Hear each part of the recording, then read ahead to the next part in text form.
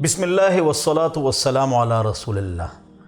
مذاق میں، گپ شپ میں جھوٹ بولنا اور گالی دینا، یہ نہایت ہی بہت بڑی اخلاقی بیماری ہے،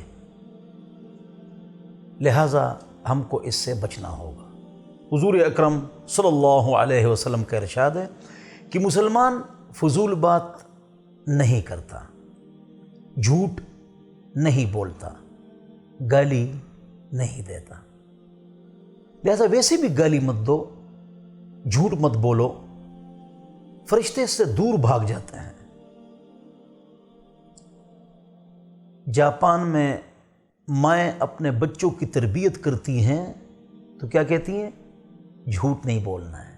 چائنا میں بھی وہ تو اللہ کو نہیں مانتے ہیں، قرآن و حدیث کو تو نہیں مانتے ہیں۔ آپ کا معاشرہ بن نہیں سکتا ہے جب اس میں سنجیدگی نہ ہو، جھوٹ ہو۔ قصداً جھوٹ بولنا وہ حرام ہے، غلطی ہو گئی، ہر انسان سے غلطی ہوتی ہے۔ داغ داغ مت کو سب داغ دار ہے، بے داغ بس وہی جو پروردگار ہے۔ حضور اکرم صلی اللہ علیہ وسلم کا ارشاد ہے مسلمان بدکاری نہیں کرتا۔ حضور اکرم صلی اللہ علیہ وسلم کا ارشاد ہے مسلمان جھوٹ نہیں بولتا۔ حضور اکرم صلی اللہ علیہ وسلم کا ارشاد ہے کہ سچ نجات دیتا ہے، نجات دہندہ ہے، اور جھوٹ آدمی کو ہلاک کر دیتا ہے۔ ہم کیا کہتے ہیں؟ جھوٹ بولیں گے، جھوٹی قسم کھائیں گے تو پیسوں میں زیادتی آئے گی، اس سے پیسوں میں برکت ختم ہو جاتی ہے۔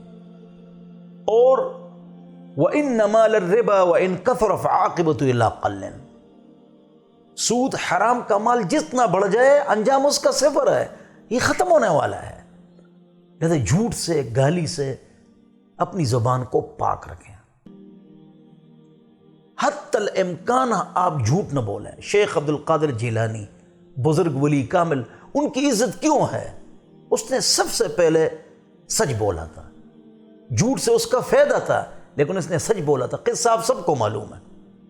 ولی کامل ابن تیمیہ رحمہ اللہ فرماتے ہیں اونچے ولی وہ شیخ عبد القادر جیلانی رحمۃ اللہ علیہ۔